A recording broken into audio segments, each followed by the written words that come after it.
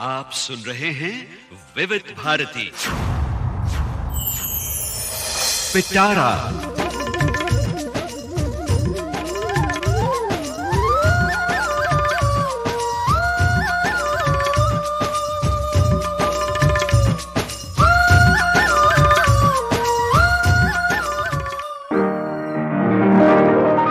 आज पिटारा में पेश है आज के मेहमान। अथ स्वागतम् शुभ स्वागतम् अथ स्वागतम् शुभ स्वागतम् आनन्दमङ्गलमङ्गलम् आनन्दमङ्गलमङ्गलम् हितप्रियं भारत भारतम् हितप्रियं भारत भारतम् स्वागतम् शुभ स्वागतम् अथ स्वागतम् शुभ स्वागतम्। नमस्कार।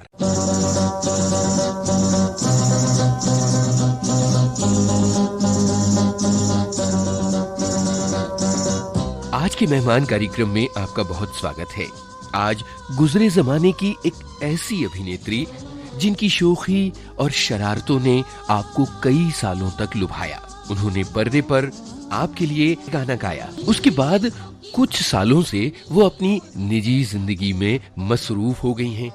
लेकिन विविध भारती ने जब उनको अपना खास मेहमान बनाया, आज के कार्यक्रम में हम विविध भारती की खास मेहमान बनाकर लाए हैं जानी मानी अभिनेत्री अनीता राज को। चलिए सुनते हैं अभिनेत्री अनीता राज से निम्मी मिश्रा की ये बातचीत।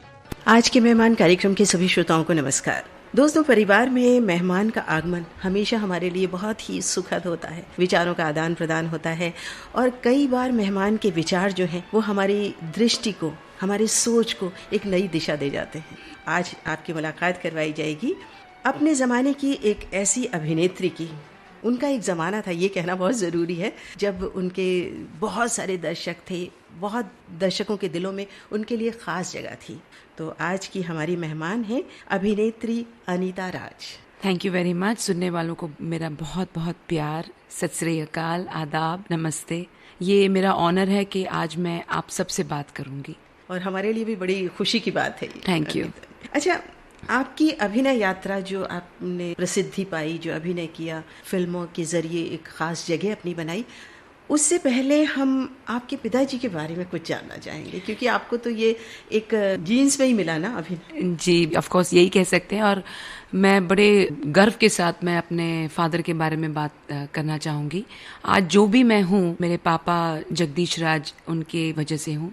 जो भी मुझे सम्मान, प्यार, प्रेम, जो कुछ भी मिला है इस इंडस्ट्री में, ये उनकी बदौलत मिला है। तो मैं उनकी बहुत आभारी हूँ। अच्छा, और उन्होंने तो एक ऐसा वर्ल्ड रिकॉर्ड भी बनाया है कि उन्होंने मेरे ख्याल से 150 से भी ज्यादा फिल्मों में एक पुलिस इंस्पेक्टर की भूमिका बनाई। जगदीश राज जी का नाम याद आते ही एक पुलिस की वर्दी में एक स्मार्ट, चुस्त, दुरुस्त बिल्कुल बिल्कुल, वो अब भी वैसे ही हैं, चुस्त एंड स्मार्ट।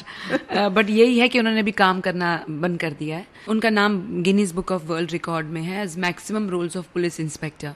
असली जब वो जाते थे तो जो रियल कॉप्स होते थे, जिनका काम है अपना, वो भी उनको अपनी बरादरी का ही समझते थे।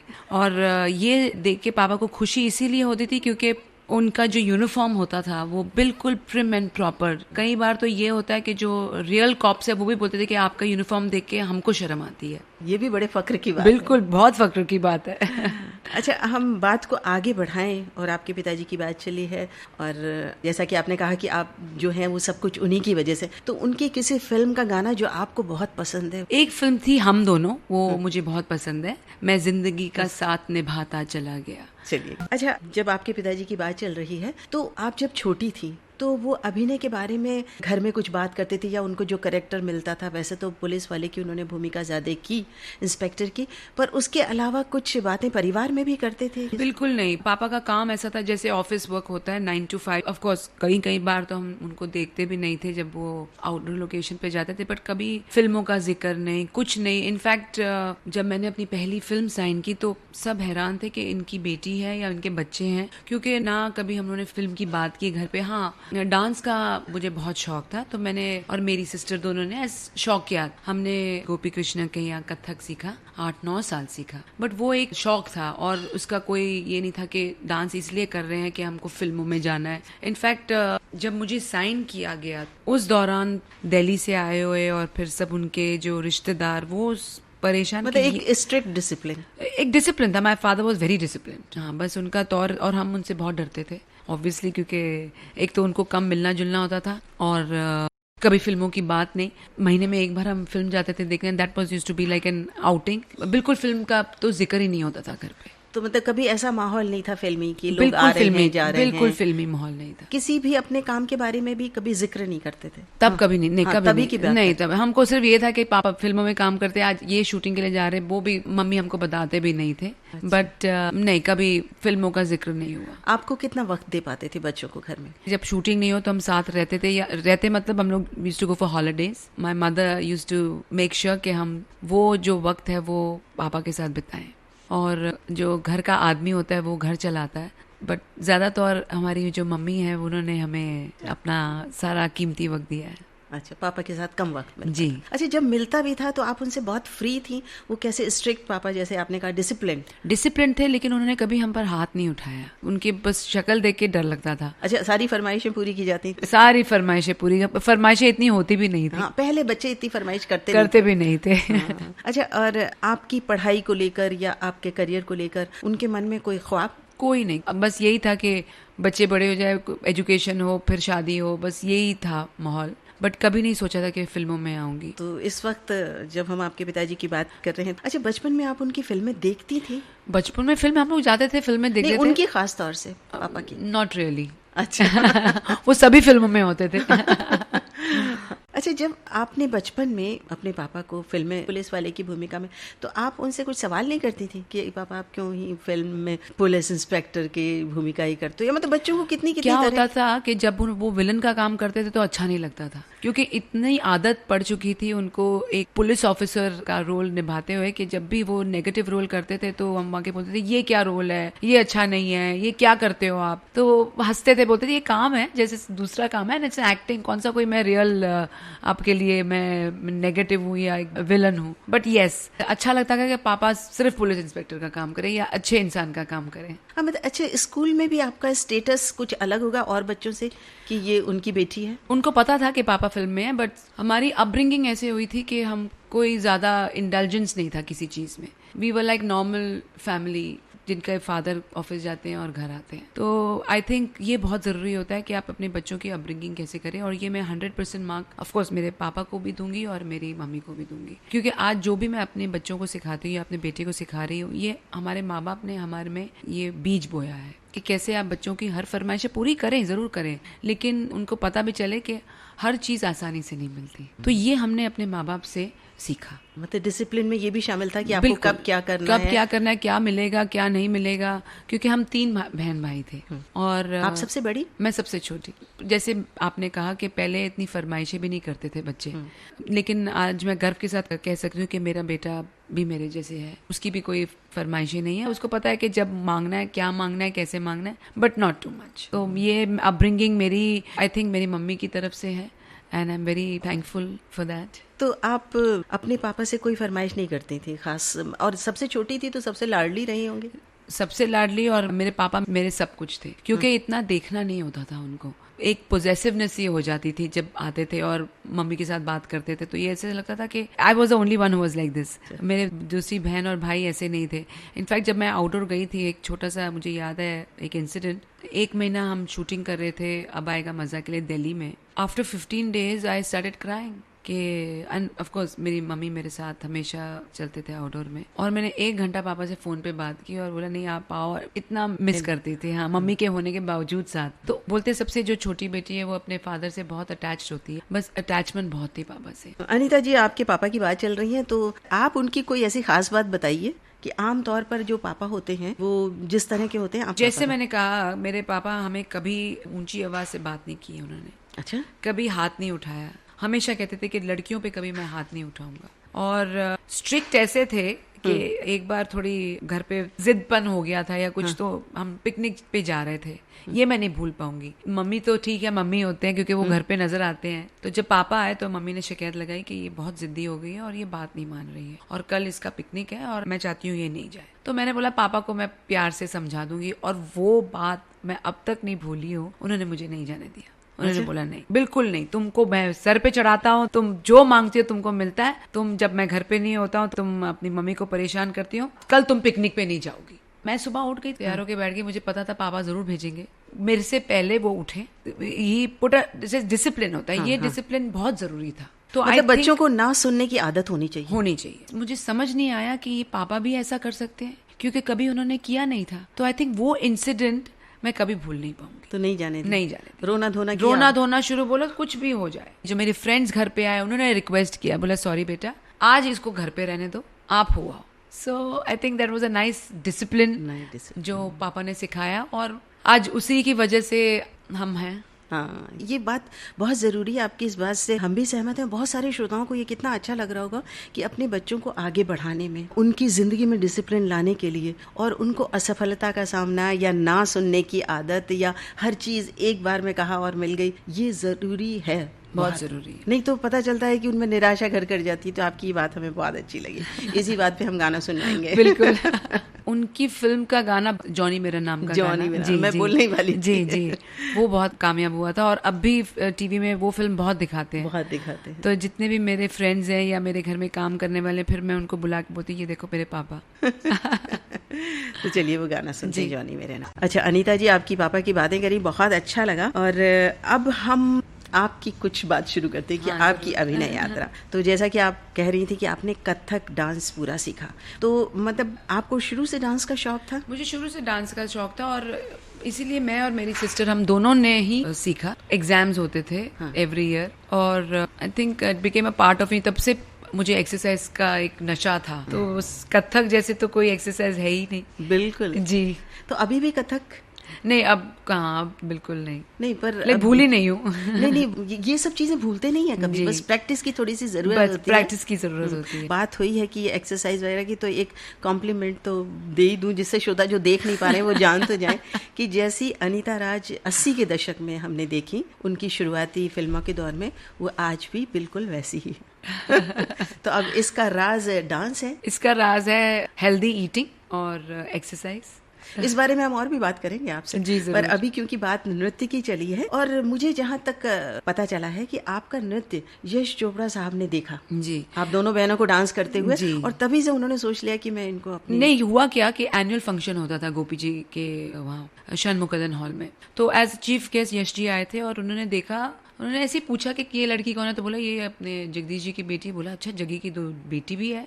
फिर उन्होंने पापा को फोन किया। पापा को बोला मैंने तो तेरी बेटी को देखा और आई वॉन्ट टू सी हर। फिर मेरे फोटो सेशन हुए और आई मीन पापा तो बिल्कुल हैरान से दंग से रह गए कि फिर मुझे बोला कि यश जी आए थे। तो हम लोग ठीक है, हाँ, तब पता भी नहीं था कि कौन है यश चोपड़ा, नाम सुना था। कभी हम शूटिंग नहीं गए, कभी सेट नहीं देखा, पता नहीं कहाँ। अच्छा पापा आउटडोर जाते थे, अच्छा पापा यहाँ शूटिंग करे, अच्छा ये स्टूडियो में, बस यही था। ना शूटिंग देखा, ना देखा कि मेकअप मैन कैसे होता है, हेयर ड्रेसर कैसे होती, कुछ नहीं। तो जब यश जी ने पापा से जिक्र किया तो उन्होंने बोला मैं इसकी तस्वीर लेना चाहूंगा। तो पापा आए, घर पे आए, उन्होंने बोला कि ऐसे ऐसे है कि तुम करोगी। तो मैं थोड़ी देर तो चुप रही, मिला क्यों नहीं, व्हाई नॉट। फिर उन्होंने AK हंगल जी हैं, उनके बेटे विजय हंगल, उन्होंने मेरी फोटोग्राफ ली। वो यश जी के यहाँ फोटोग्राफर थे। और दीपक सरीन, मैं अभी नाम नहीं भूलूंगी, वो यश जी के असिस्टेंट थे तब, वो भी वहाँ थे।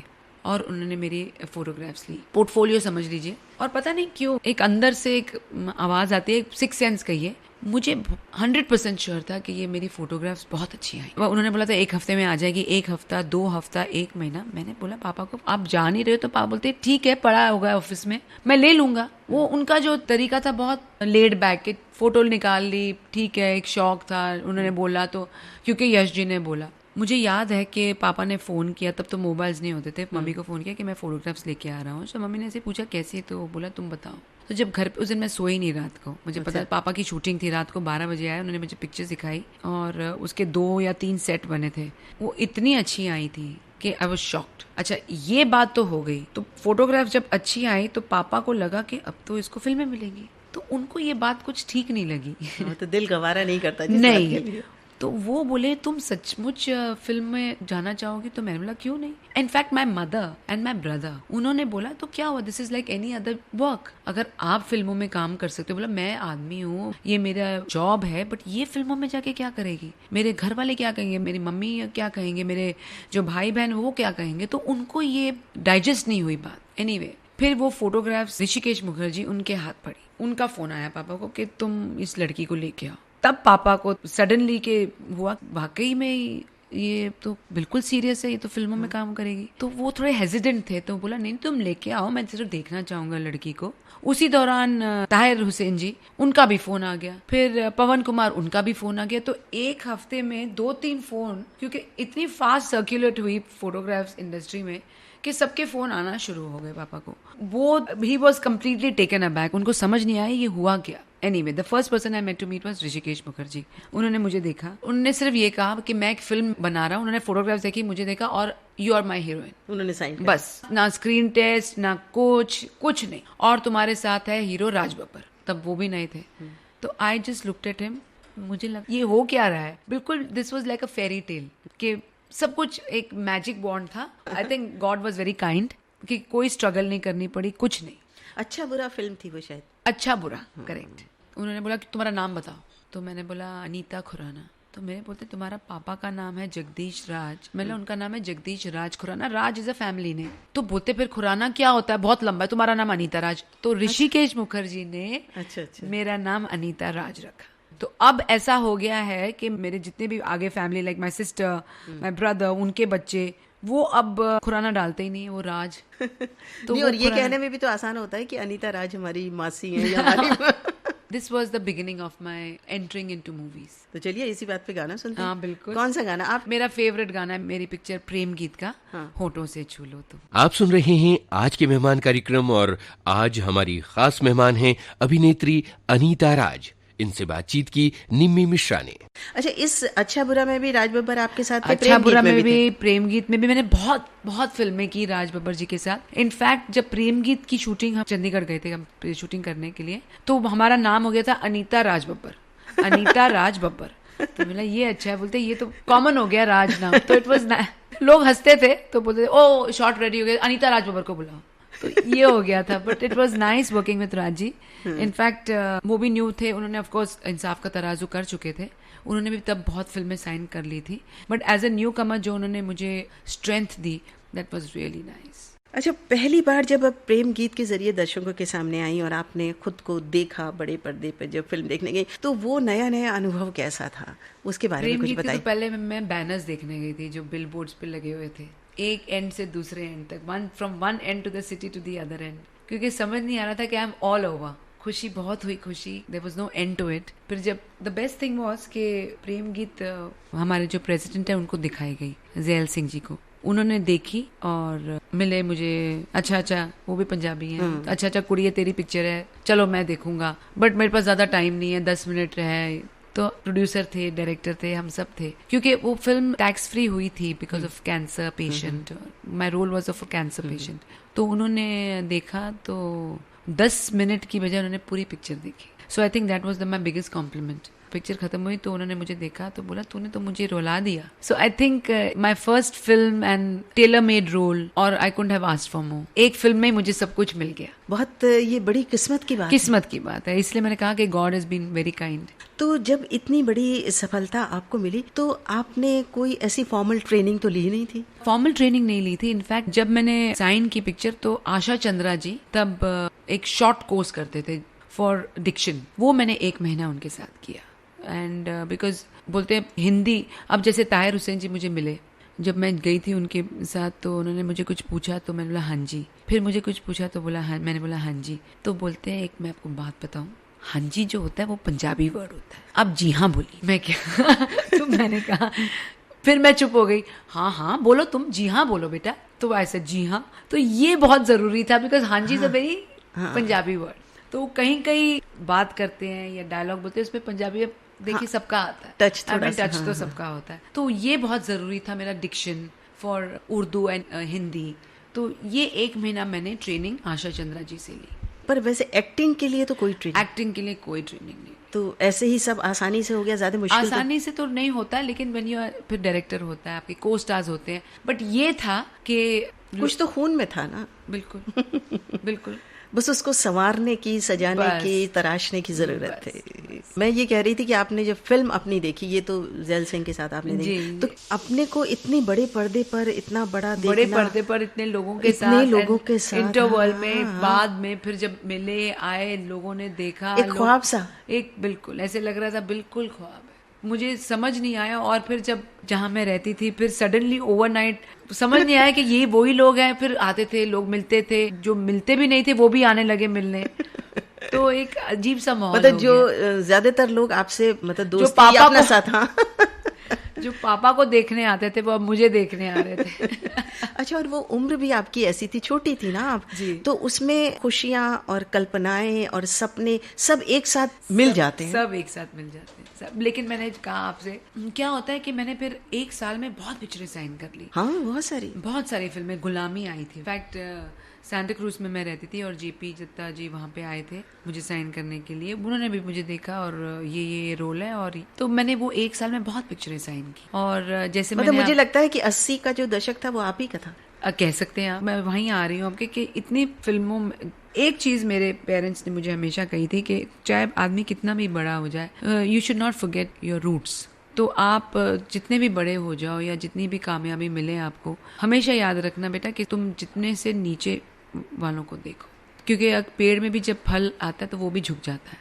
तो always be humble, always be nice, कभी किसी को दुख नहीं पहुंचाना, चाहे इंटेंशनली हो या अनइंटेंशनली हो, बिकॉज ऊपर वाला है देखें। तो ये सब चीजें मेरे फिल्मों में आने से पहले ये मेरे पेरेंट्स ने मुझे ये सिखाया। घर के संस्कार। जी बिल्कुल। और वैसे भी कहते हैं ना कि जब जड़ें मजबूत होंगी तभी तो वृक्ष बढ़ेगा, बिल्कुल, फलेगा, बिल्कुल फूलेगा। सही। और आपने उसको जीवन में उतारा। बिल्कुल। तो अगली फिल्म की तरफ बढ़ें कि जो आपको बहुत पसंद है, उसके बारे में कुछ बात करें। गुलामी आप कह हाँ, सकते हैं। गुलामी। गुलामी की शूटिंग पे हम गए थे, तकरीबन पूरा राजस्थान ही देख लिया था गुलामी में, क्योंकि सारी पिक्चर वहीं हुई, वहाँ की हुई थी। शूटिंग में कुछ मुश्किलात आई होंगी? कोई मुश्किलात, बस यही था कि वेदर वहाँ का हम गए थे, जैन में गए थे। फिर जब हम गाना एक कर रहे थे जो बहुत फेमस हुआ, वो गाना पिक्चराइज किया जोधपुर में, वो गए थे हम जून में बहुत गर्मी, वही मैं जानना बहुत गर्मी थी। तो शूटिंग होती थी फ्रॉम 7 to 10, उसके बाद फिर पैकअप हो जाता था, क्योंकि दोपहर को बाहर निकलना मुश्किल होता था, और वो भी बस के ऊपर बैठ के गाना गाना। और फिर I think from 4 onwards 4 to 6 shooting करते थे जब तक लाइट होती थी। फिर मैं एक और पिक्चर की बात बताऊंगी, राजकुमार कोहली की। अच्छा, ये तो नहीं, इसका गाना हम सुनेंगे। हाँ, जरूर। और उसके बाद आप जो फिल्म की बात कर रही हैं उसके बारे में बात करेंगे। जरूर। तो गाना सुनते हैं। ये बहुत ही खूबसूरत गाना है। ये बहुत ही खूबसूरत गाना है। इनफैक्ट बहुत सारे फ्रेंड्स हैं, उनका रिंगटोन है ये। अच्छा। क्योंकि हम उस जमाने में रेडियो पे श्रोताओं की पसंद पे ये गाना बहुत बहुत सुनवाते थे जी। इसलिए मुझे आपको देखते हुए गाना याद है। चलिए सुन। मैंने राजकुमार कोहली जी के साथ बहुत फिल्में की। उन्होंने पहली पिक्चर में मुझे साइन किया था, वो थी नौकर बीवी का, धर्म जी के साथ। और रोल भी ऐसा ही था कि एक छोटी लड़की है और उसका जो हस्बैंड है वो उससे बड़ा है। तो जब फर्स्ट टाइम मुझे देखा, कोहली साहब ने बोला तुम तो बहुत छोटी हो।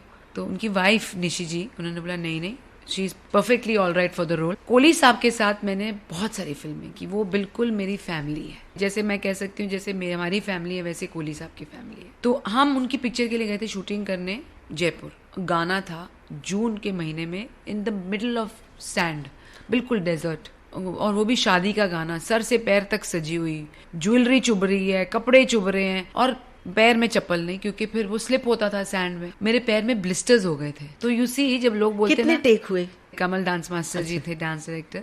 टेक तो काफी हुए, क्योंकि क्या था, पूरा क्राउड था। अगर अकेला आदमी हो तो फिर ठीक है, पूरा क्राउड था। फिर कभी इसका मूवमेंट ठीक नहीं है, कभी उसका मूवमेंट, ये नहीं कि आप ही हैं जो गलत कर रहे हैं, बिकॉज पीछे डांसर गर्ल्स भी थे, और कभी कैमरे का। तो देखिए, जब शूटिंग करते हैं तो ऐसी वेदर्स में करते हैं कि कभी कहाँ तो बर्फ गिर रही है और आप शिफॉन की साड़ी में गाना गा रहे हैं, और कहीं धूप है इतनी कि आपके पैर में छाले हो गए हैं। तो जब स्क्रीन पे आते तो भी हम स्माइल कर रहे हैं। तो ये देखिए, ये जो शूटिंग होती है, हमें जो लोग देखते हैं वो यही सोचते हैं कि बहुत आसान है, काम करना, शूटिंग, कैमरा चलाया और एक्टिंग की। लेकिन जब आप वहाँ होते हैं, अब खैर क्योंकि लोग देखते हैं, तब स्टूडियोज में होती थी, रोड्स पे इतनी नहीं होती थी शूटिंग। अब तो लोगों को मालूम है। अब मुझे अब भी याद है जब हम कभी ऐसे स्ट्रीट्स पे शूटिंग करते थे तो लोग बोलते थे बड़ा बोर है, ये क्या है, एक टेक 10 बार लेते हो आप लोग। तो लोगों को भी पता चल गया कि इतना आसान नहीं है शूटिंग करना। हाँ, मतलब जैसे फिल्म देखने के बाद या किसी को देखने के बाद आप झट से अपना कोई भी कमेंट दे देते हो, पर उसको करना अपने आप में कितना मुश्किल है, और किसी एक आदमी के बस का तो काम नहीं है। कितने सारे लोग जुड़े हैं और कितनी टेक्निकल बातें हैं, कितनी बारीकियां हैं। तो कुल मिला के जो आपको चीज एंटरटेन करती है उसके पीछे एक बहुत बड़ी मेहनत, लगन और बहुत सारे लोग, सबकी मेहनत। अच्छा, इस वक्त और कौन सा गाना आपको याद आ रहा है जो हमारे श्रोताओं को सुनवाएंगी? आपकी पसंद का हो, आपकी फिल्म का हो। एक और गाना मुझे बहुत पसंद है, वो है सत्यमेव जयते का, दिल में हो तुम। दिल में हो तुम। पर सत्यमेव जयते की कुछ बात कर लें, कुछ बताना? बिल्कुल, सत्यमेव जयते मेरी first film. Of course Vinod Khanna was like, ओहो मैं उनके साथ जरूर काम करूंगी ये वो। और सडनली मुझे राजन सिप्पी का फोन आया कि सत्यमेव जयते में तुम काम करोगी, और opposite Vinod Khanna ji. I think I have been lucky कि मैंने सबके साथ काम किया। एक अमित जी को छोड़ के उनके साथ भी करने वाली थी, बट अनफॉर्चुनेटली वो फिल्म शेल्फ हो गई, बनी नहीं। हाँ, तो आप सत्यमेव जयते की बात बता रही थी। Vinod ji was opposite me. Vinod ji थे Meenakshi Seshadri and I was playing Anupam Kher's wife. And ये दिखाया कि शादी से पहले Vinod ji is my lover. और ये गाना जब हम पिक्चराइज कर रहे थे तब ही लग रहा था कि ये गाना बहुत चले। अच्छा, आपको अनीता जी बहुत बड़े बड़े जो फिल्म मेकर हैं उन सब के साथ काम करने का मौका मिला। के बालचंद्रन साहब के साथ भी आपने फिल्म। आपने तो मेरे मुंह की बात छीन ली। I was just coming to that. वो उन्होंने बनाई थी एक दूजे के लिए, फर्स्ट थी उनकी, उसके बाद ये दूसरी बना रहे थे पिक्चर जरा सी जिंदगी। जरा सी जिंदगी मैं क्यों नहीं भूल पाऊंगी, क्योंकि हम लोग शूटिंग कर रहे, पूरी पिक्चर शूटिंग हुई मद्रास में, चेन्नई में, और पैच वर्क हुआ था दिल्ली में। बॉम्बे में सिर्फ डबिंग हुई, आई थिंक डबिंग भी चेन्नई में हुई थी। उन्होंने एक सेट लगाया था चेन्नई स्टूडियो में, बिल्कुल डिलैपिडेटेड घर का। और मेरी खुशकिस्मती ये थी कि मेरे फादर का रोल किया था स्वर्गीय नीलू फुले जी ने। अच्छा, नीलू फुले। उनके साथ काम करना तो एक ड्रीम कम ट्रू था। मैंने ऐसा इंसान नहीं देखा, इतना down to earth, what a fine actor. मतलब जब कमल जी भी आए थे, कमला हसन, जब भी उन्होंने देखा जब नीलू जी को, तो I can't tell you what a actor he. I mean अच्छे अच्छे एक्टर्स अब हमारे चले गए। तो जब शूटिंग शुरू हुई तो ऑफ कोर्स रोल मुझे पता था मेरा क्या है। गरीब लड़की है, काम नहीं है, बाप जो शराबी है, मरी हुई माँ, उस रो रहा है, उसके कंगन, ऐसा था करके उसकी कंगन उतारा है क्योंकि उसको शराब पीनी है, ये रोल था उनका। तो एक टूटा फूटा घर बनाया हुआ था सेट। 30 दिन हम वहाँ थे। एंड में तो डिप्रेशन हो गया था मुझे वहाँ जाते जाते, बिकॉज वही आप देखो। बट क्या था कि के बालचंद्र वेरी स्ट्रिक्ट डायरेक्टर, उनको जो चाहिए वो टस से मस नहीं होते। अच्छा, उधर के जो फिल्म मेकर है उनमें डिसिप्लिन इधर से ज्यादा होता है ना? डिसिप्लिन अब यहाँ पे बहुत है, डिसिप्लिन वहाँ पे भी नहीं। यहाँ पे क्या होता है, एक बात बताओ, यहाँ पे एक तो वहाँ पे लैंग्वेज समझ नहीं आती है आपको। यहाँ पे क्योंकि सब अपने ही हैं तो आदमी हंस खेल लेते हैं। वहाँ पे किससे हंसे, किससे खेले, किससे बात करे, किसी को समझ ही ना आए लैंग्वेज। तो जब हम शूटिंग कर रहे थे जरा सी जिंदगी की, तो फर्स्ट शॉट में गई, तो जैसे मुझे के बालचंद्र ने देखा, बोला what have you done to yourself. Imagine कि फर्स्ट डे आपकी हीरोइन आपके मिल रही है और ये आपका डायरेक्टर बोल रहा है। तो मैं तो वही नर्वस हो गई।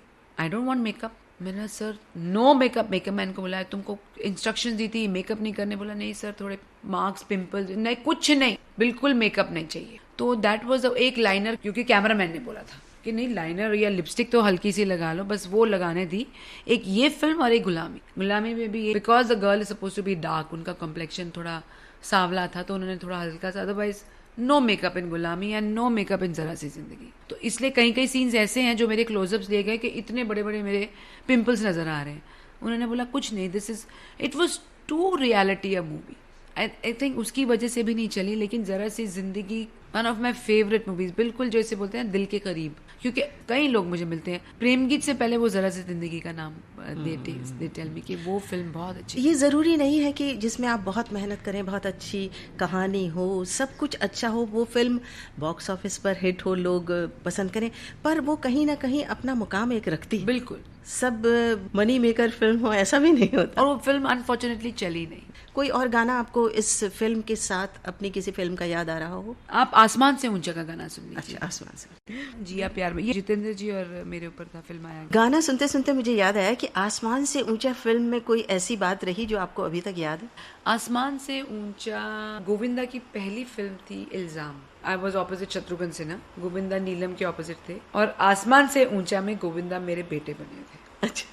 तो जब हम सेट पे गए तो गोविंदा ने मुझे देखा, बोला आप मेरी माँ कहीं से नहीं लगती। जितेंद्र जी भी थे उस फिल्म में, and that's how I remember आसमान से ऊंचा, जो मैं भूल नहीं सकती। बट कैरेक्टर ऐसा था, रोल ऐसा था, स्टोरी ऐसी थी, तो आई थिंक आसमान से ऊंचा का मुझे यही एक अच्छा। और ये भी एक अच्छी थी कि हमने उसकी शूटिंग कश्मीर में की थी, और आई think that was the last shooting, एक आसमान से ऊंचा और एक जलजला, आई थिंक 87-88 आसपास ही थी। 88 एंड में कश्मीर बंद हो गया, फिर गई नहीं, तो I think that was fortunate कि वो 2 साल में लगातार कश्मीर जाती रही। अच्छा, तुम वहाँ कश्मीर में जब शूटिंग करती थी तो वहाँ के लोगों का स्वभाव और उनका जो मिलनसार और वो स्वागत करते हैं फिल्म वालों का, ऐसा कुछ कोई खास अनुभव रहा कि आपको बाहर जाने को ही नहीं मिलता था? बाहर जाने को नहीं मिलता था, लेकिन सिक्योरिटी, जैसे जलजला के लिए हम गए थे तो फिर क्या इतना क्राउड, और फिर वहाँ पे टूरिस्ट बहुत होते थे। हाँ। तब सब टूरिस्ट आते थे, फिर शूटिंग करने में बहुत दिक्कत होती थी। कभी कभी तो पैकअप हो जाता था क्योंकि इतने लोग आ जाते थे कि बिल्कुल अनकंट्रोलेबल हो जाता था। But anyway, it was a nice place. चलिए, गाना सुनते सुनते आपको बहुत सारी पुरानी तस्वीरें आंखों के सामने गुजर गई होंगी। अनीता जी, आपकी फिल्म थी एक प्रेम तपस्या, और नारायण राव थे उसमें, तो उनके साथ काम करने में, इतने बड़े बड़े फिल्म मेकर के साथ आपने कहा। साउथ फिल्म थी, मेहंदी रंग लाएगी की, फिर प्रेम तपस्या की, फिर मैंने देवर जी उनके प्रोडक्शन में की, फिर मैंने रजनीकांत जी के साथ की। हाँ। बहुत फिल्में मैंने की साउथ की। मेहंदी रंग लाएगी की मैं बात करती हूँ, वो मेरी फर्स्ट साउथ मूवी थी। उसमें रोल था एक लड़की का जो मेंटली इम्बैलेंस है, और मुझे याद है कि वो इंसिडेंट भी मैं आपको बताना चाहूंगी। जितेंद्र जी वो मेरे नेबर हैं, and I am singing a sad song, तो वो गाना सुनते सुनते घर आते हैं। घर आते तो मेरी माँ से मिलते हैं और बोलते हैं ये गाना कौन गा रहा है, and I am in my bedroom. तो बिकॉज द कैरेक्टर वॉज के लड़की थोड़ी इम्बैलेंस है, तो था कि बुक पकड़ के, बुक ऐसे पड़ी हुई और फेंकने का, ऐसे कोई शॉट था। तो जैसे ही शॉट रेडी हुआ, टेक होना शुरू किया, वो जैसे ही आए, एक्शन जैसे हुआ, तो मेरा था कि मैं बुक ऐसे लेके उनके ऊपर फेंकती हूँ, माँ के ऊपर। तो वो बुक एक तो हैवी थी, और एक मैं पंजाबी हूँ, और उसमें स्ट्रेंथ मेरी पूरी लग गई उसमें बुक फेंकने में। जब मैंने बुक फेंकी तो वो बुक का जो कोना था वो सीधा जाके उनके चेस्ट पे लगा, तो 2 दिन तक पैकअप हो गया। ये मेहंदी रंग लाएगी का किस्सा मैं भूल नहीं सकती। आई मीन, तब मुझे समझ नहीं आया ये हुआ क्या, और उनका बिल्कुल इतनी जोर से लगा कि फॉर अ सेकेंड उनका बिल्कुल सांस बंद हो गया। उनका नाम याद नहीं आ रहा। मैंने फिर जो माफिया मांगी है, फिर मेरे को जितेंद्र ने बोला कि ये this is not intentionally done, और तुमने बुक में बोला तुम बहुत रियल हो गई थी, तुमने अपना पूरा जोर लगा दिया था फेंकने में, तो इसलिए लग पड़ी उनको। बट 2 दिन तक फिर वो शॉट नहीं हुआ, कोई और करते रहे क्योंकि उनको बहुत चोट लगी थी उसमें। मतलब पर वो शॉट हो गया पूरा, शॉट लगने में? शॉट तो हुआ नहीं, मैं फिर से 2 दिन के बाद फिर उन्होंने वो सीन लिया, फिर हल्के से बुक, फिर उसके बाद बुक रखी नहीं। अच्छा। बोला इसको कोई चीज नहीं दो फेंकने की, इसका कोई भरोसा नहीं है। अच्छा, मेहंदी रंग लाएगी फिल्म के गाने भी उस जमाने में बहुत मेहंदी रंग चले, लाएगी फिल्म का भी एक बहुत अच्छा चली। पियानो का गाना था, वही गाना सुनते हैं फिर जी, जो आपको जी, पसंद है। अच्छा, अब हम और भी बात करते हैं बासु चटर्जी के साथ। उनके साथ काम करने का आपका अनुभव कैसा रहा? बासु चैटर्जी के साथ काम करने का अनुभव तो बहुत अच्छा था, बट सबसे अच्छा एक्सपीरियंस था संजीव कुमार जी के साथ। पिक्चर का नाम था लाखों की बात। लाखों की बात। वो स्क्रिप्ट जब मैंने सुना, मुझे लगा कि ये लड़की जो है, जो मेरा रोल है, ये नेगेटिव हो जाती है, because she is only after money. वो अपने हस्बैंड को क्रिपल कर देती है कि इंश्योरेंस चाहिए, ये वो। लेकिन जब सेट पर लगा उसका और फिर हम शूटिंग करने लगे, तो वो मजा आने लगा वो फिल्म में, बिकॉज माई कैरेक्टर वो सच कि ये ग्रीडी गर्ल है, इतनी ग्रीडी है कि उनका जो हस्बैंड, उनका अफेयर किसी और के साथ हो जाता है, क्योंकि ये सिर्फ पैसे के, लाखों की बात, टाइटल ही छोड़ दीजिए। और द बेस्ट थिंग वॉज कि मुझे फर्स्ट टाइम मैंने संजीव जी के साथ काम किया। पापा ने बहुत फिल्में की संजीव जी के साथ, but I think I was very fortunate and when Sanjeev ji came to know that मैं उनकी बेटी हूँ, तो जैसे मैंने कहा आज मैं जो भी हूँ इंडस्ट्री में और जो भी मुझे प्यार इज्जत मिला है पापा की वजह से मिला है। तो जब उनको पता चला कि मैं उनकी बेटी हूँ तो I think he became extra loving and जो भी सीन होता था वो ये देखते थे कि प्रेफरेंस मुझे मिले। आई मीन इतने बड़े एक्टर और I was like a newcomer ही समझ लो। मैंने बहुत जल्दी बहुत डिफरेंट रोल्स किए। तो फिर संजीव जी की बात के बाद मैं एक और फिल्म की बात करूंगी। फिर एक कॉमेडी सीन था और संजीव जी का था कि he was very good in timings in comedy. तो एक डायलॉग था जब उन्होंने मुझे कहा और मैंने वो रिएक्शन दिया विच वॉज नॉट रिहर्स्ड। तो जब रिएक्शन दिया तो इंस्टेंट रिएक्शन मुझे संजीव जी का मिला। पैकअप के बाद उन्होंने मेरे तरफ देखा, बोला you are a very good actress. ये उनका कहना मेरे लिए बहुत बड़ी बात थी। इनाम बिल्कुल बिल्कुल, क्योंकि he was excellent in comedy और मुझे वैसे भी कॉमेडी करना बहुत अच्छा लगता है। पता नहीं मुझे कॉमेडी मैंने की अब आएगा मजा, लेकिन comedy I think I love to do comedy movies. जबकि कॉमेडी सबसे मुश्किल होती है। मेरी जितनी फ्रेंड्स है, मैं फ्रेंड सर्कल है, वो मेरे को हमेशा कह रही थी कि तुम कॉमेडियन क्यों नहीं बनी, क्योंकि एक होता है कि इसका मजाक करना। आई think I am a very good mimic also. अभी कुछ याद आ रहा है? अभी कुछ नहीं।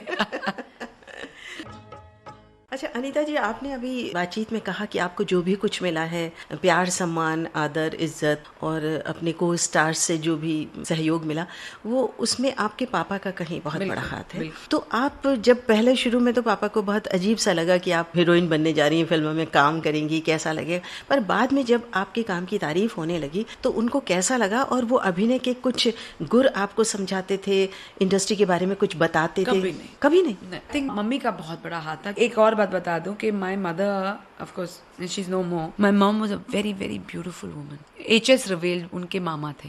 तो मम्मी जब पाकिस्तान से आए तो उनके साथ ही रहते थे। जैसे आपने कहा कि जो एक्टिंग होती है, you can't teach anybody acting, ये तो जेनेटिक होता है, कहीं ना कहीं निखार सकते हैं। तो अब तक मुझे याद है कि मेरी मम्मी वहां रहते थे अपने मामा के पास, बिकॉज वो फिल्मी घर था। मेरे महबूब, ये पिक्चर से संघर्ष सब बन रही थी।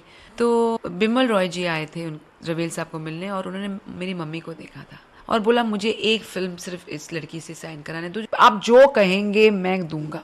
But one movie, I think the movie was Sujata, Vimal ji की थी ना सुजाता, ये मेरी सुजाता है। तब एच.एस. रवेल अगेन सरदार, उन्होंने बोला कुछ भी हो जाए घर की लड़कियां काम नहीं करेंगी। तो आई थिंक कि ये जो एक्टिंग ऑन द सेट, कभी इंटरफेरेंस नहीं पापा से, लेकिन my mother was a very big help to me, क्योंकि जो भी सीन खत्म होता था या सीन शॉट खत्म होता था, मैं the first thing I used to look at my mother. Director तो बोलता ही है अच्छा बुरा या कुछ भी, लेकिन first look used to be to my mother कि ठीक लगा। तब तो मॉनिटर्स भी नहीं होते थे कि आप देखिए कि मॉनिटर में कैसा किया है। तो I think that credit I should give it to my mother. अच्छा, पापा कुछ नहीं कहते थे? पापा कुछ नहीं। और फिल्म देख के तो कुछ कि तुमने अच्छा किया, अच्छी लग रही हो, कुछ नहीं? बस यही बोलते थे बहुत अच्छा है। अच्छा। वो तो फिर व्हेन रिव्यूज अच्छे आते थे तो खुशी तो होती है। खुशी तो होती है, पर थोड़े रिजर्व टाइप थे, मतलब ज्यादा एक्सप्रेशन नहीं था उनका। तो पर आपका दिल तो करता होगा कि पापा कुछ कहें आपके अभिनय को लेकर? हाँ बिल्कुल, आके मैं सीन डिस्कस करती थी, जो भी मुश्किल सीन होता था। जैसे एक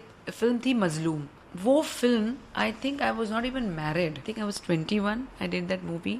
जो कैरेक्टर था, जैसे मैंने आपसे पहले भी कहा कि मैंने छोटी उम्र में बहुत सारे डिफरेंट कैरेक्टर्स कर लिए। Mazloom was role of a girl from 16 to 60 और उनके डायरेक्टर वो आए पापा के पास मुझे साइन करने के लिए। तो पापा ने बोला ये 60 साल की कहाँ लगेगी, तो बोला वो आप मुझ पे छोड़ दीजिए।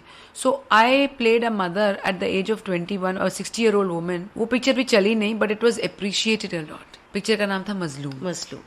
आप सुन रहे हैं आज के मेहमान कार्यक्रम और आज हमारी खास मेहमान हैं अभिनेत्री अनीता राज। इनसे बातचीत की निम्मी मिश्रा ने। अच्छा, आपने जैसे हल्की फुल्की फिल्में भी की, अब आएगा मजा जैसी, तो बेसिकली आप किस तरह के रोल पसंद करती थी और मिलते किस तरह के थे? ऐसा मुझे एक्चुअली सब किस्म के रोल मिले। जैसे अब आएगा मजा में कॉमेडी था, नौकर बीवी का में, उसमें भी कॉमेडी ठीक था। जमीन आसमान में हल्का फुल्का रोल था। वो मेरी पहली फिल्म थी संजय दत्त के साथ, और फिर मैंने कई फिल्में की उनके साथ। एंड उसके बाद ताकतवर मेरे भाई की फिल्म थी। जितनी भी कोहली साहब की फिल्में थी उसमें बिल्कुल टॉम बॉय, एग्रेसिव, वो रोल मुझे करना बहुत पसंद था। अच्छा लगता था। आपने जैसा अभी कहा कि बहुत बड़े बड़े कलाकारों के साथ आपने काम किया, जो उम्र में, एक्सपीरियंस में, काम में आपसे बहुत ज़्यादा थे, तो कभी किस तरह का कॉपरेशन रहा और किसी खास? कॉपरेशन सबका ही था। आप शत्रु जी को ले लीजिए, धर्म जी को ले लीजिए, संजू और मैं तो चलो was not much of a age difference, Raj Babbar ji, Mithun and Anil Kapoor.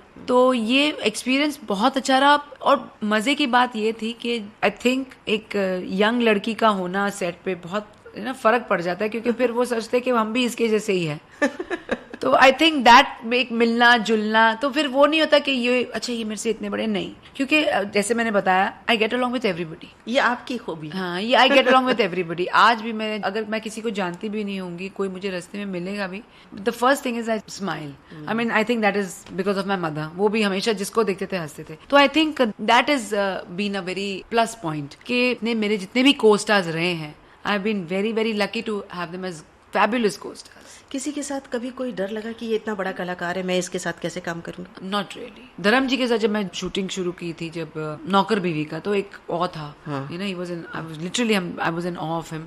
But I think first schedule के बाद तो जैसे मैंने कहा, बिल्कुल राजकुमार कोहली, उनके जो सेट का जो माहौल होता था वो बहुत ही फैमिली जैसे, फ्रेंडली जैसे, सब एक साथ। वैनिटी वैन्स तो होती नहीं थी कि अपने अपने वैनिटी वैन्स में चले गए, आप खाना खा रहे हैं। अगर हमको चेंज भी करना था तो हम लोग देखते थे कोई पहाड़ है उसके पीछे चेंज कर लिया, बुश है उसके पीछे चेंज कर, क्योंकि कोई वैनिटी वैन्स तो थी नहीं। सो दैट वाज, सब लोगों का आपस में मिलना जुलना ज्यादा होता था, क्योंकि सब साथ में ही बैठते उठते खाना पीना होता था। आउटडोर लोकेशन में भी जब डिनर टाइम होता था या ब्रेकफास्ट टाइम होता था या लंच टाइम होता था, सब साथ बैठ के खाना खाते थे। उससे रेपो अच्छा रहता था ना, सब आपको एक दूसरे को जानते हैं। बिल्कुल। तो किसी के साथ भी आपको कभी भी कुछ किसी तरह का अच्छा, यहाँ एक बात मुझे अभी याद आई, आप उसको पक्का बताइए। मैं जितना जानती हूँ कि जो अमिताभ बच्चन के साथ कुली में आपको अपोजिट करने का था। कूली नहीं थी वो पिक्चर, प्रकाश मेहरा जी की थी। कूली तो मनमोहन जी की थी जी। प्रकाश जी की फिल्म थी। क्या हुआ था कि I was there, Jayaprada was there and Amit ji was there. तो उसका मुहूर्त भी होने वाला था फिल्म सिटी में, लेकिन बोलते जब नहीं लिखा होता है नहीं लिखा होता है। तो वो मुहूर्त हुआ, of course I was not in the मुहूर्त शॉट, बट अनाउंस हुआ था और वो फिल्म शेल्फ। फिर उसके बाद ऐसा मौका कभी मैं नहीं ऐसा मौका। अच्छा, वैसे मुझे ऐसा लगता है कि आपने बहुत तरह के रोल किए, पर ग्लैमरस कम किए ना? दोनों किए मैंने एक्चुअली, देखा जाए हाँ, तो। पर आपको अपनी पसंद क्या थी? एज अ ग्लैमरस रोल और एज आई थिंक सभी अच्छे थे। जैसे आप जरा सी जिंदगी ले लो, प्रेम गीत ले लो, ताकतवर ले लो, नौकर बीवी का ले लो, गुलामी, उसमें बिल्कुल डी ग्लैमराइज। लेकिन दैट्स व्हाट आई सेड कि आई बीन लकी कि मैंने सब तरह की फिल्में की। एक ये नहीं था कि सिर्फ ग्लैमरस ही कर सकती, नहीं, I have done all types of movies. ये भी बहुत खुशकिस्मती रही आपकी। बिल्कुल।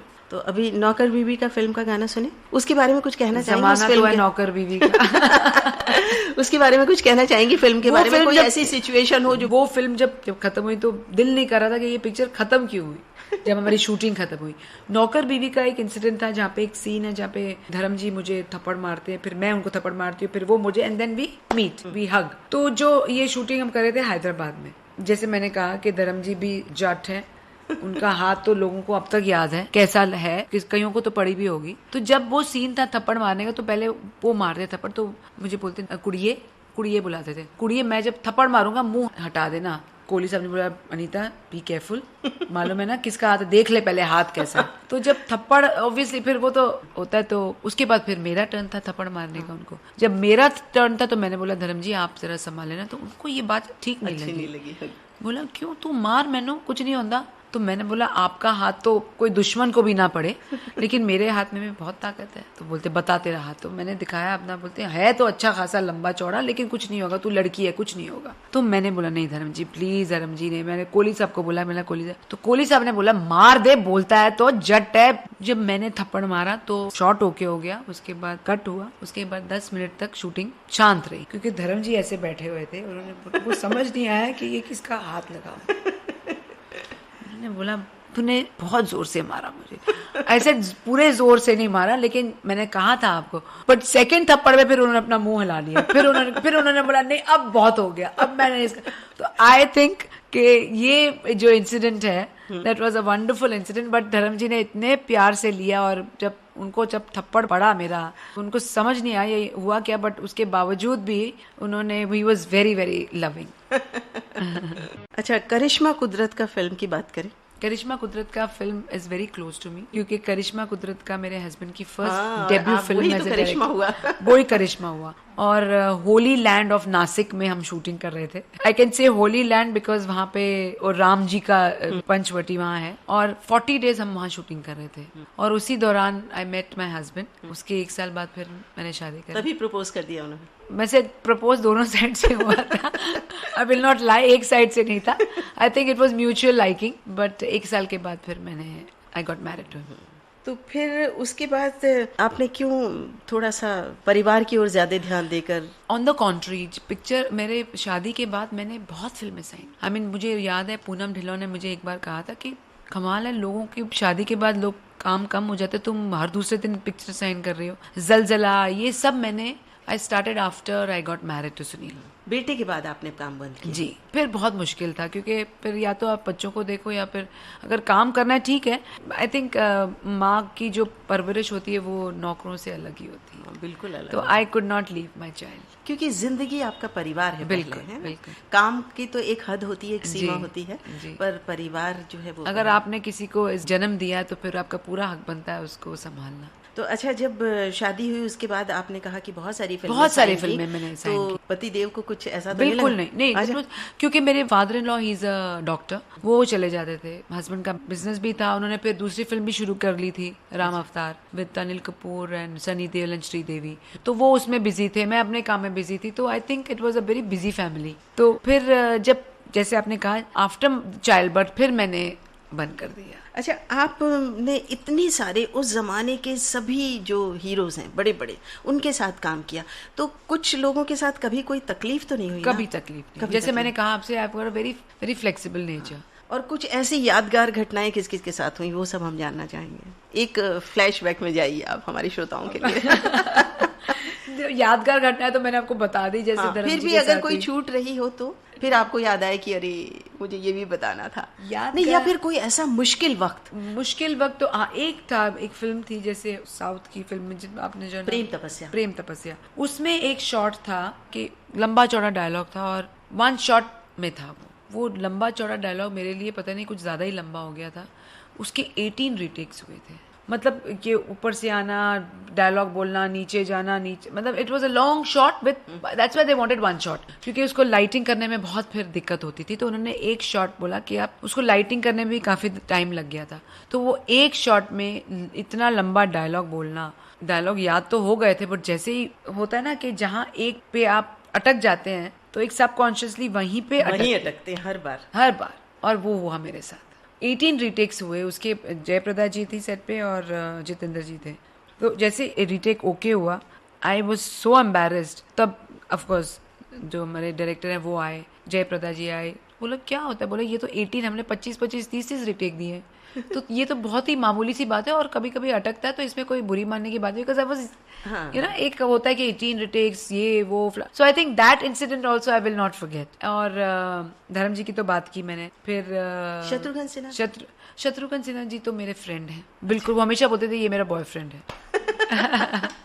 Wonderful working with, I tell you, my all my co-stars, जैसे आप बोलते हैं ना, go in flashback, all my co-stars have been wonderful, चाहे वो मेल हो या फीमेल हो। अच्छा, अभी इतना वक्त गुजर गया है तो अभी भी आपका उनके साथ मिलना जुलना, बोलना चालना कुछ रहता है? नहीं, बिल्कुल नहीं। इनफैक्ट जब अब जैसे आप मुझे देख के हैरान हो गई, वैसे बहुत अभी मैंने संजू के साथ इतनी पिक्चरें की। आई रिमेम्बर जब मैंने छोड़ दिया था और काफी अरसे के बाद जब मैं मिली, एक पार्टी में मिली, तो मैंने उनको, कैसे हो संजू, क्या हाल है, बिल्कुल, तो आई एम फाइन मैम, तो बड़े फॉर्मली उन्होंने मेरे से बात की, तो मुझे लगा शायद टॉक नहीं है वो, तो मैं ठीक है आगे चले गए। तो पीछे मेरे हस्बैंड थे, वो जैसे ही मेरे हस्बैंड को मिले वो उन्होंने चप्पी पाई, अरे how are you, it's been so long, I haven't met you, Anita किधर है?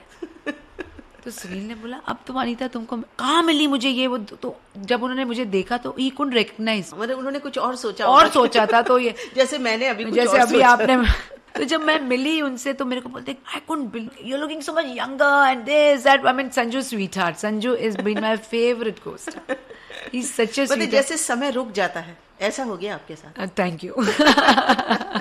वैसे उम्र को पछाड़ना बहुत मुश्किल है, वक्त गुजरता है हमसे बड़े। आप जैसे कुछ लोगों में ऐसी शक्ति होती है, पता नहीं क्या होता है कि आप उसको ठहरा लेते हैं अपने लिए। नहीं, ठहराना नहीं होता, ये अपने ऊपर ही डिपेंड करता है। हाँ, तो ऐसे कुछ गुर बताइए हमारे श्रोताओं को कि जिससे उनकी लाइफ डिसिप्लिन हो और फिटनेस बराबर रहे, और आप जैसी पतली दुबली हैं अभी तक वैसी की वैसी, तो वो उसके लिए क्या करें? सबसे पहले तो मैं कहूंगी you should be eating healthy. देखिए, फ्राइड चीजें हो या टू मच ऑयल हो, even I like to eat biryani. खाना का तो शौक मुझे बहुत है, बट ये है कि जैसे आपने कहा डिसिप्लिन में बहुत डिसिप्लिन हूँ। हर 2-2 घंटे में खाऊंगी, बट ये नहीं कि खाना खाऊंगी। एक फ्रूट भी होता है, वो भी एक फूड ही होता है, वो भी एक किस्म का किसी तरह कैलोरीज पे। देखिए, और एक्सरसाइज के अलावा 70-80% मैं कहूंगी होता है फूड जो अंदर आप डालें, और 20 या 30% होता है एक्सरसाइज। हो चाहे वॉक कर लो, चाहे योगा कर लो, चाहे वेट ट्रेनिंग कर लो, कुछ भी कर लो। देखिए, आप बिलीव नहीं करेंगे इन 15 सालों में कितने जिम्नेजियम खुल चुके हैं, और जो भी जिम में आप जाएं, सुबह जाएं, शाम को जाए, over crowded, it's always crowded. तो I think that is a very good thing कि people have become aware of their body and of what they ईट।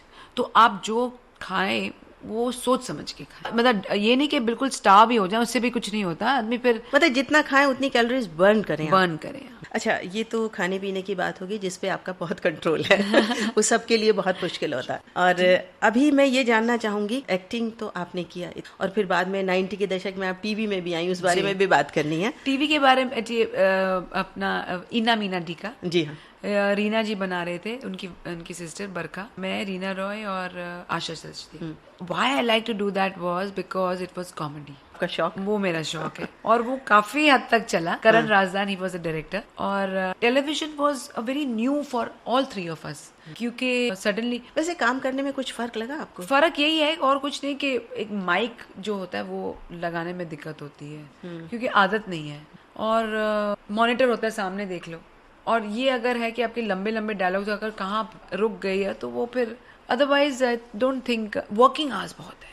अगर डेली सोप है तो आपको रोज रोज बहुत काम करना फिर आपकी लाइफ नहीं रहती। I would love to do television, but उसके वर्किंग आवर्स फिर अगर हो तो वीकली हो, कोई वीकली नहीं, daily soap is also good, but आप 7 to 9 ऐसे नहीं, फिर आपकी फैमिली लाइफ खराब हो जाती है। मैं ये कह रही थी कि एक कोई ड्रीम रहता है, आपके सारे ड्रीम्स पूरे हो गए एक्टिंग को लेके कि कुछ बाकी? Actor is always an actor. Dream तो कभी खत्म नहीं होते एक्टर, और खत्म होने भी नहीं चाहिए। बस एक ही ख्वाहिश है कि मैं अमित जी के साथ काम करूं। अच्छा, इस एक्टिंग के अलावा घर में और कौन कौन से शौक हैं आपके? घर संभालना, खाना बनाना, ठीक है, जब कभी कभी शिवम कहता है, शिवम मेरे बेटे का नाम है, जब वो कहता है कि आज टुडे यू मेक, तो फिर मैं, अदरवाइज मेरे हस्बैंड का बिजनेस है और उनका हाथ बटाती? बिल्कुल, जाती हूँ उनके साथ।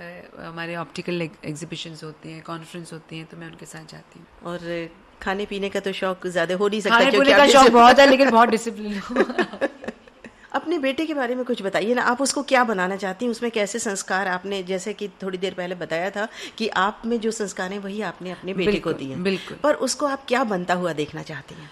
मेरे बेटे का नाम शिवम है, और जब वो, I think he was in 6th standard में, तो उनका एक एक्टिविटी पीरियड होता था जहाँ पे you can choose any activity, तो वो चूज कर लेता था कुकिंग। तो मैं बोलती तो तुमको शेफ बनना है या कैलीग्राफी, लिखना, ये वो। मैंने एक दिन उसको कहा, मैंने तुम why don't take orientation. 6th standard में था, मुझे याद है, मुझे देखा और बोला कि just because you are in movies you are, I said no no no, don't take dramatics. तो आप चाहते हो कि मैं भी मूवीज में आऊँ? मैंने बिल्कुल नहीं, जो करना है करो, तुम्हारी जिंदगी है। तुम, मैं सिर्फ ये बोल रही हूँ कि कुकिंग लेने का मतलब क्या होता है।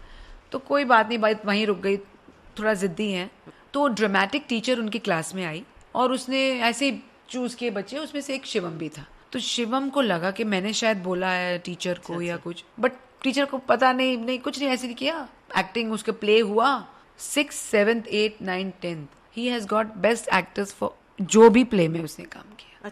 आई थिंक एक एप्रिसिएशन, एक एड्यूलेशन जब मिलना शुरू होता है, काम करने की स्टार्टेड लविंग इट। फिर ही वाज एकॉल में था वो 11th, 12th, फिर वहाँ पे एक पीरियड होता था, every year they used to have coffee house, उसमें ही became the head of the coffee house. तो ये सब चीजें जो हैं, ये आई थिंक अपने आप ही इसमें डेवलप हुई हैं। फिर ही वॉज इन कॉलेज, फिर अमेरिका गया film school and acting school में।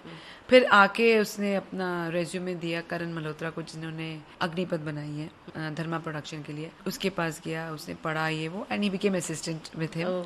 मतलब अब उसको शौक हो गया, बहुत शौक। बट ये आजकल के बच्चों का मैं ये कहूंगी कि अगर उनको किसी चीज का शौक होता है तो दे गिव द 100%। फिर उनके कोई चेंज नहीं कर सकता उनके माइंड को, और प्रेशराइज भी नहीं करना चाहिए, जो उन्हें अच्छा लगे जिसमें वो 100% दे उसने सकें। अब वो आया, सिर्फ उसने बोला पापा मेरे को न्यूयॉर्क जाना है, मुझे ड्रामेटिक स्कूल में।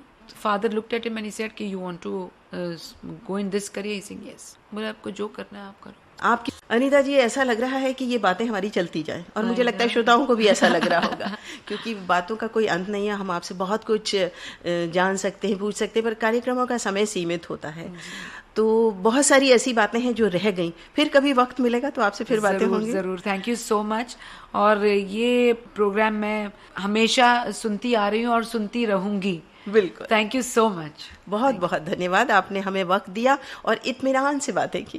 Thank you so much. आप सुन रहे थे जानी मानी अभिनेत्री अनीता राज से निमि मिश्रा की बातचीत। इस कार्यक्रम की रिकॉर्डिंग इंजीनियर थी तेजश्री शेटे और समृद्धि नाइक। विविध भारती की ओर से इसे प्रस्तुत किया कल्पना शेट्टी ने। आज पिटारा लाया था आज के मेहमान। आप और हम अब मिलेंगे अगले हफ्ते आज ही के दिन, मगर पिटारा तो भाई हर रोज खोला जाता है। कल भी खोलिए, रोज खोलिए और सुनिए पिटारा पिटारा पिटारा।